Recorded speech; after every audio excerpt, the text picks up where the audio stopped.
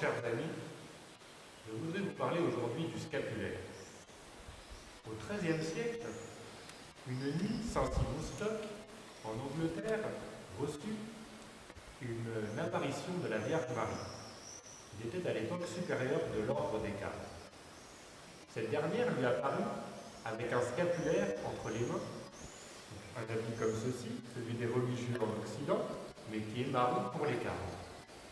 Et de nos jours, le scapulaire du Mont Carmel a été réduit pour les laïcs à ceci. Et elle dit: quiconque porterait le scapulaire serait préservé des flammes éternelles. C'était la première promesse. 50 ans plus tard, le pape Jean XXII eut une seconde apparition, et la Vierge lui renouvela la première promesse et en fit une seconde.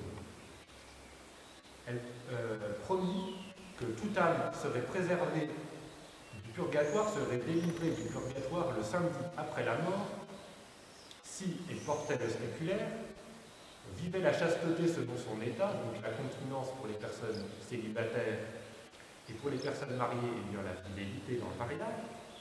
Et la troisième condition était de réciter une prière qui, de nos jours, est souvent le chapelet. Alors, on peut se demander, est-ce que le scapulaire, finalement, est un gris-gris?